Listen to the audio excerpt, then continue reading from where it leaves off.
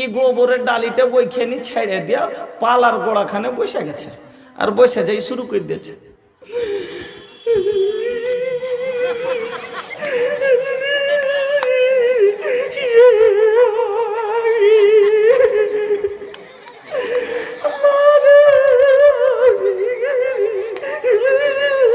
আচ্ছা কি ওটা দিয়ে দিয়েছে তোর মা একটু না পারায় আছে, এই কথাটা কহে পেটালছে। ই ফকিরনির কথা কহেবার মানে কাইটিং হয়নি। এখানে এসে কইছে আগে একবারে ভোরে ভোরে চলিছে খবর দিতে, আর বহুটা গোবর লিয়ে ডালি লিয়ে মাইন দিয়ে গোবর ফেলতে যাচ্ছিল। কইছে আগে বহুটা তোর মার বাড়ি আতে এ শিকর না কাইলেনি? কইছে হ্যাঁ জি ফুফু হ্যাঁ। কইছে আগে বহুটা তোর মা ভালো হইয়া নাই? আমরা ভালো হ্যাঁ নাই কোনটাকে কহি যে মানে একবার মরণের মুখে চলে গেছে নাকি, ওয়াকে কহি ভালো হ্যাঁ নাই। কথাটা বলেছি কি বলে দিস আমার মেয়েটাকে যে তোমার মা একটু অসুখে আছে, আর ও ওইখানে যে বলেছে কি তোর মা ভালো হয়ে নাই। এই কথাটা শুনে নেই একটা ফোন করি কি একটু তদন্ত লি। আজকাল আলহামদুলিল্লাহ মোবাইলের যুগ উঠেছে। ই গোবরের ডালিটা ওইখানে ছেড়ে দিয়া পালার গোড়াখানে বসে গেছে আর বসে যাই শুরু করে দিয়েছে।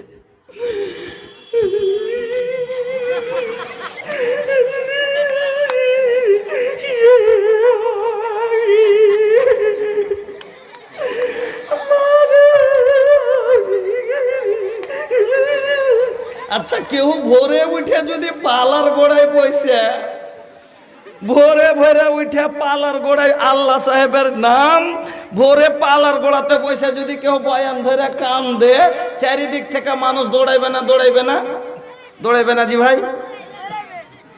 এই চাচার বাড়ি থেকে 3টে বহু, ওই চাচার বাড়ি থেকে 4টা বহু, ও দিক থেকে সমজন বুবু, ওই দিক থেকে জলনুর ভানি, ওই দিক থেকে সবাই 10টা মায়া লোক জমা হয়ে গেল।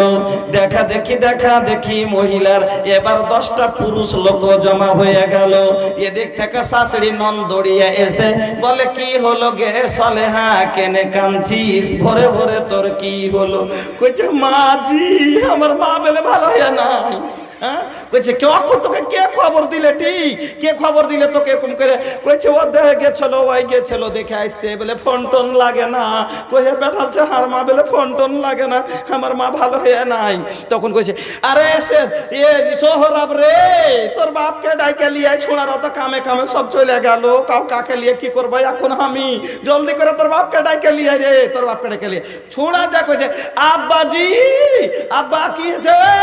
কইছে দৌড়িয়া বাড়ি এসো। কেনে?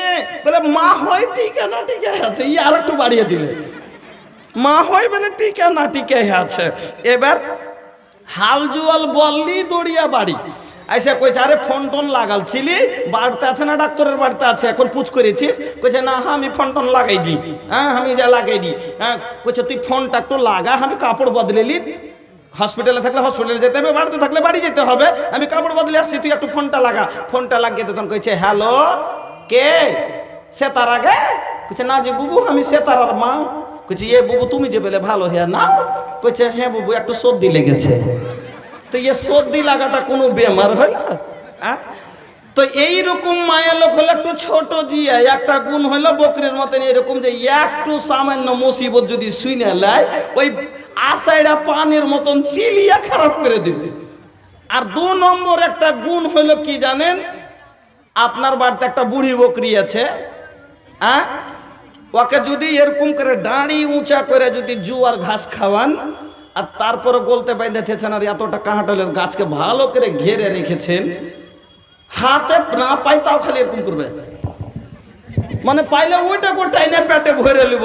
মানে ওর শান্তি জীবনে নাই। ওর জীবনে শান্তি নাই। ওরকম যদি কোটিপতি বাড়িরও মেয়ে হয়ে যায়, দাওলাতের কোনো কমি না থাকে, ওর জীবনের কোনো জিনিসের কমি না হয়ে থাকে, তাও মনে করে যে আমার মতন অসুবিধাতে কেউ নাই। এত বেসবুদ্ধি করেছে একজন আল্লাহ। এই জন্য সবুরের 3টা শর্ত আছে, শুনে যান তাহলে। 3টা শর্ত।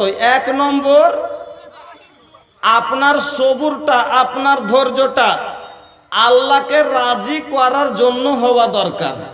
যে আমি সবুর করলাম, যাতে আল্লাহ আমার সবুরটাতে রাজি হন, খুশি হন। হ্যাঁ, তা না করে আমার লোদ দিয়েছে ওই রামঘাট একটা পিছের দিকে পূর্ণিয়ার মুখে লদ্দিতে। একদিন লদ্দিতে গোসল করতে গেছি, একটা লোক জাল দিয়ে মাছ মারছে। মাছ মারতে মারতে আগা দিকে একটা বড় ঘন্টা চিতলের মাছ এরকম করে ন্যান দেখে উঠেছে। তো দৌড়েতে দৌড়েতে জালখান নিয়ে যে খুব জোরে ফেলতে গেছে, আর পচ্ছা বাতাস ছিল, জালখানটাকে জমা করে দিয়েছে। জমা করে দিয়ে জালখান পড়লো না, মাছটা আর পাইলে না। তেমনই কি করে বলছে কথাটা, আমার এলাকা সমাজ তাহলে কথাটা বলে দিয়েছে। কি বলছে, এই সোরের চোদা বাতাসে কাম গড়বড়িয়ে দিলে, আস্তাগফিরুল্লাহ। গাল দিলে ওর ধৈর্য কত নাই, সবুর নাই মাছটা। এটা মনে করতে যে আমার ভাগ্যে আল্লাহ এটা লেখেনি তাই পেলাম না, যাক আল্লাহ ভাগ্যে লেখলে কোনোদিন ফের পাবো। তা না করে বলছে এই বাতাসকে গাইল দিয়ে বলছে বাতাসের লেগে আমার কাজটা গড়বড়িয়া গেল। শুনেন, আল্লাহ পাক রব্বুল আলামিন বলছেন লা তাসুবুদ দাহার, খবরদার তোমরা জামানাকে গালি দিও না, মেঘকে গালি দিও না, বাতাসকে গালি দিও না, ঝড়কে গালি দিও না, রাতকে গালি দিও না, দিনকে গালি দিও না, পাথরকে গালি দিও না। দেয় না যখন ঝড়ে যখন ভুট্টা ভেঙে দেয়, অনেক বাপজিরা ধৈর্য হারা হয়ে তখন ঝড়কে গাল দেয়, ঝড়ের গোষ্ঠী বেচি সব ভুট্টাকে আমার নষ্ট করে দিলে। মেঘে যখন ধান ভিজে যায় আমার মা বোনেরা তখন বলে গায়েব করা মেঘের লেগে লাগছে ধান তুলতে আর ফেলতে লাগছে, মাঞ্জা সিধা হয় না। আমার মায়েরা, আমার বোনেরা, আমার প্রাণের বাপজানেরা, আল্লাহ রাব্বুল আলামিন বলছেন খবরদার খবরদার তোমরা মেঘকে গালি দিও না, রোদকে গালি দিও না, ঝড় বাতাসকে গালি দিও না, বৃষ্টি বন্যাকে গালি দিও না। কেন রে? আমি আল্লাহ বলছি আনাদ দাহার, আমি হলাম জামানা। মেঘ দেওয়াটা আমার কাজ, রোদ দেওয়াটা আমার কাজ, ঝড় দেওয়াটা আমার কাজ, আর আপনি বৃষ্টি দেওয়া আমার কাজ। আকাশ থেকে পাথর বর্ষণ করে তোর ধান ঝরিয়ে দেওয়াটা আমার কাজ। আর তোরা যদি আমার পাথরকে গাল দিস, বরং তোরা আমাকে গাল দিলি, পাথরের কোনো দোষ নাই। ঝড়ে তোর মাকই ভেঙেছে, গাল তোরা ঝড়কে দিলি, ঝড় তো নিজে ভাঙতে পারবে না, আমার হুকুমে হয়েছে ভেঙেছে। ঝড়কে গালি দেওয়া মানে আমাকে তোমরা গালি দিলে, মেঘকে তোমরা গালি দাও, এই মেঘটা নিজের মনে কোনোদিন বর্ষণ হয় না। আমি আল্লাহ যখন বলি তাহলে বৃষ্টি হয়, তাহলে এই মেঘকে গালি দেওয়া মানে আমাকে তোমরা গালি দিলে। খবরদার খবরদার তোমরা মেঘকে, রোদ বাতাস আর আমার দেওয়া জিনিসকে গালি দিও না। বুঝতে পারলেন? তাহলে এক নম্বর কথা হলো, সবুরের এক নম্বর শর্ত হলো যে আল্লাহকে রাজি করার জন্য আপনার সবুরটা হওয়া দরকার। এবার আরেকটা উদাহরণ দিই, তাহলে আমরা আপনি ভালো বুঝবেন, আমার মা খালারা বেশি ভালো করে বুঝতে পারবেন। এক বাড়িতে, এখন বাড়িতে দুটা যা আছে, দু ভাইয়ের স্ত্রী আছে। তো দুজনাই ভাইজান, আমি বুঝতে পারছি রাত অনেক হয়েছে, আপনারা কেউ কষ্ট লাগছে, বিশেষ কষ্ট দিব নয়, কারণ আমি আপনাদেরকে কষ্ট দিতে চাই না। খুব সংক্ষিপ্তে এক ঘন্টা বসেন, শুনেলেন। আর এটা জালসা হলো আপনার তবলিগি জালসা, কিন্তু এতগুলো জায়গা রহমাতুল্লাহর দাদি পারে না, তার লেগে 200টা টাকা দিয়েছে। ভাইজান, আপনাদের কাছে কি কোনো অসুবিধা নাই? সব খুশহাল আছেন? সবাই খুশহাল আছেন নাকি? একটা ইনভাইটারের দরকার আছে মসজিদে, 20-25 হাজার টাকা লাগবে। আপনারা কি ইনভাইটারটা কিনে দেবেন? মানে কালেকশন আপনার কাছে আমি চাবো না, ওয়াজ শোনাবো আপনাকে, মন খোলা ওয়াজ শোনাবো ইনশাল্লাহ, মজা বলবেন ইনশাল্লাহ ভালো লেগেছে। হ্যাঁ, তবে যদি 500 টাকা করে টাকা দিয়ে সবাই মিলে 200-100 যা পারেন 10-20 টাকা করে আমার মা খালার কাছে একটা চাদর পাঠিয়ে দেন, 10-20 টাকা করে দিবে, ওদিক থেকে কিছু হবে, আপনারা কিছু একটা ইনভার্টার কিনে দিবেন, মসজিদে দিবেন ইনশাল্লাহ, দিবেন। ইনশাল্লাহ দিবেন না? তো যদি পাকিটে থাকে বাকি গ্রামের মানুষ আশেপাশের আছেন, লিখে দিতে পারেন 1000, 500, 200, 100 এখানে জমা করে দিবেন। আমি আপনাকে দিল থেকে শেষের সময় দোয়া দেব। আপনারা মাটি দিতে গেছেন, জানাজাতে মানুষ শরিক হয়, তো এক কেরাত নেকি পাই। আর মাদফুন তাকে দফন করে মাটি দিয়ে আসে, পূর্ণ নেকি পাওয়া যায়। যার সাথে এসছেন নেকি পেয়েছেন, এটা দোহরা নেকি পাবেন, ডাবল নেকি পাবেন। একটা সাদকা করে যাবেন, দান খেরাত করে যাবেন, নেকি পাবেন। যা হোক, আপনারা যদি এখানে দিয়ে 20-25 হাজারটা টাকা বড় কথা লয়, 100, 200, 500 করে দিলে একটা ইনভার্টার কে পুছে ভাই? একটাই লোক চাইলে তো দিয়ে দেবে, যে আমি কিনে দিয়ে দেবো এই জিনিসটা। আমার বাবা আমার কবরের আলোর লেগে, অন্ধকার কবরে শুয়ে আছে, অনেক কিছু আমাকে দিয়ে গেছে আব্বা আম্মা, তার লেগে আমার বাবা আমার কবরের জন্য, আলোর জন্য আমি এটা করব। এরকম তো বলতে পারেন, 2টা মানুষ 5টা মানুষকে একজন বলে যে আমি একটা ব্যাটারি দেবো, আমি এটা দেবো, বলে করে দেবেন ইনশাআল্লাহ। তাহলে বলতেছিলাম যে এক বাড়িতে 2টা যা আছে, আর 2টা যা দুজনেই মুরগি বসালছে। মুরগি বসিয়ে দুজনের মুরগির বাচ্চা উঠেছে 13-14টা করে। তো এর মুরগির কাছে ছিল একটা কালো বাচ্চা, ওর মুরগির কাছে ছিল একটা কালো বাচ্চা।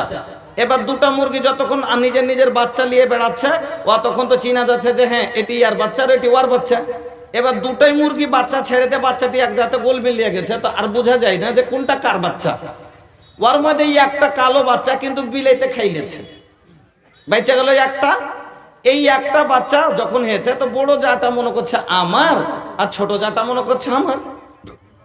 2 যাই মনে করছে আমার। যখন বড় যা দেখে তখন ভাত দেয়, ছোট যা দেখে তো চাল দেয়। মুরগির মজা হয়ে গেল, খুব খায়ে তাড়াতাড়ি বড় হয়ে গেল। আর একদিন মুরগিটা চোখ মুখ লাল করে একবারে কাকার কুকুর করতে শুরু করেছে। এদিক থেকে ছোট যা দেখছে, মনে হয় আজ আমার 10 টাকা। আর এদিক থেকে বড় যা তাকাচ্ছে, মনে মনে চিন্তা করছে আজ পাবো 10 টাকা। আমার বন্ধুরা, আমার মা বোনেরা, কথা ভালো করে শোনেন।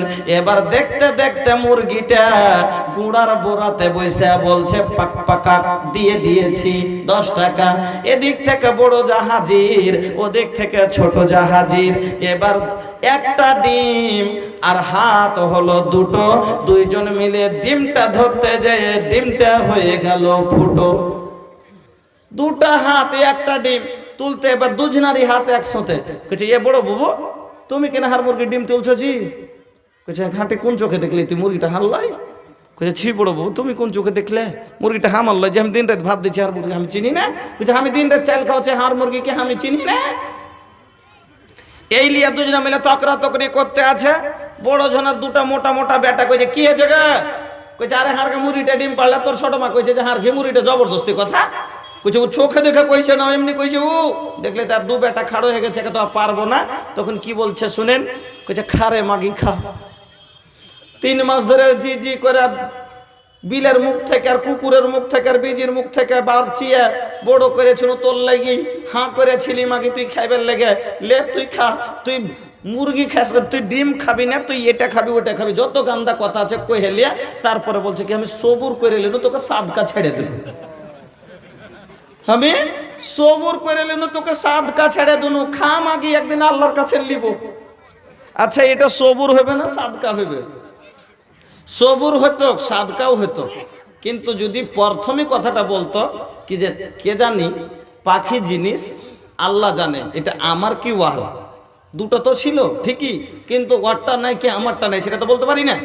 তো কে জানি যাক গে, যদি এটা আমার হয় বা ওয়ার হয়, ওয়ার হয়তো ওয়ার জিনিস ওই খাবে, আর আমার হয়তো আমি ছেড়ে দিলাম, একটা আমার দান করা হলো, আল্লাহ এর বদলে আমাকে দিবে, আমার একটা নেকি পাবো, আর সাদকা করা হলো। কেন সাদকা করা হলো বলবেন যে তাইলে সাদকা কি ওর লেগে হলো? হ্যাঁ, আল্লাহ রসুল বলেছেন যে একটা লোক যদি একটা ভালো কথার কাউকে আদেশ করে, সেটাও হলো সাদকা। একটা ভালো কথা যদি কাউকে বলেন, সেটা আপনার জন্য একটা সাদকা। একটা যদি কাঁটা খোঁজ থেকে লোককে বাঁচান, সেটা আপনার জন্য সাদকা। তাহলে লোকটাকে একটা মুরগি পুষে পেলে দিলেন, তো সাদকা হলো না? সাদকা হতো, কিন্তু গালি গুলুজ কইরা লিয়ে লাস্ট এখানে বলছে আমি সাদকা ছেড়ে দিনু, এই সাদকাটা হবে না। 2 নম্বর শর্ত হলো যে প্রথম মুসিবত থেকে সাদকা আপনাকে কি করতে হবে? সবুর করতে হবে। এটা লয় যে কান্না কাটি করে লিয়ে তারপরে সবুর করলাম, এই সবুরে আল্লাহ রাজি হবেন না। হাদিস শুনেন, হাদিসের রাবি হচ্ছেন হযরতে আনাস রাদিয়াল্লাহু তাআলা আনহু। উনি বলছেন যে একদিন আল্লাহর রসুল রাস্তা দিয়ে চলে যাচ্ছেন, তো রাস্তার ধারে একটা মহিলাকে দেখছেন যে কবরের পাশে বসে বসে কাঁদছে। একটা মেয়ে লোক কবরের পাশে বসে কাঁদছে।